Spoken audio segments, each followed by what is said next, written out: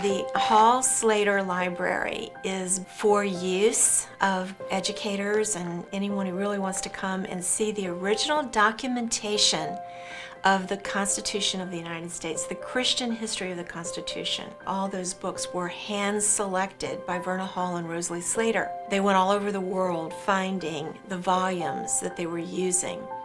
Verna Hall was a compiler, not a writer. She went back into the primary sources and compiled the documentation that gives us our Christian history as a nation.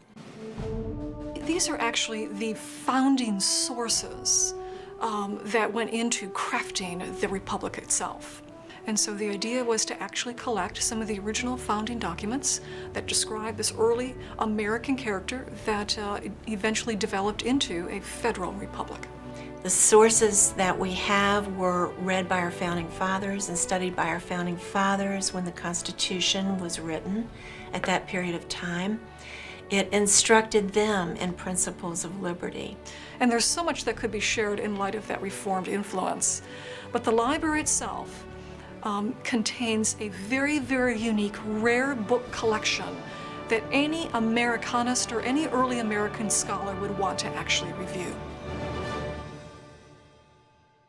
On entering the library, I think the thing that is the most astounding is to see this collection of rare books. In the original bindings, some of them are beautifully done.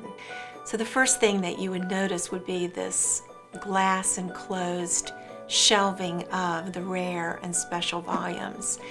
But then the history library itself is much larger than that. But every single volume relates to the Christian history of the Constitution. Not only does it contain some of the Reform background of America's history, but it actually contains many of the early American charter documents, proto-constitutions.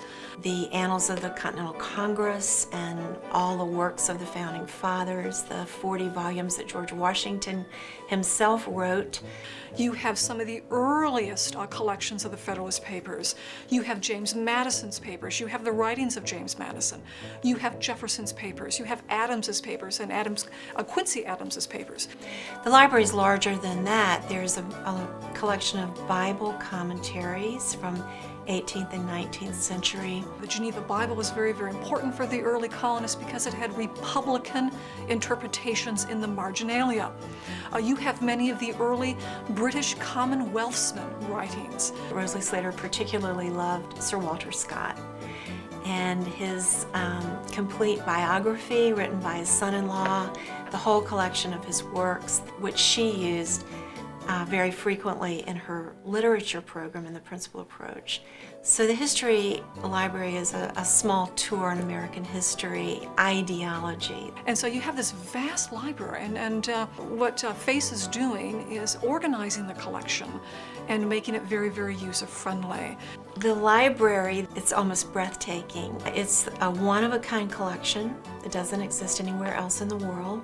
So all of that is just, it's very wonderful to see all in one collection in one place.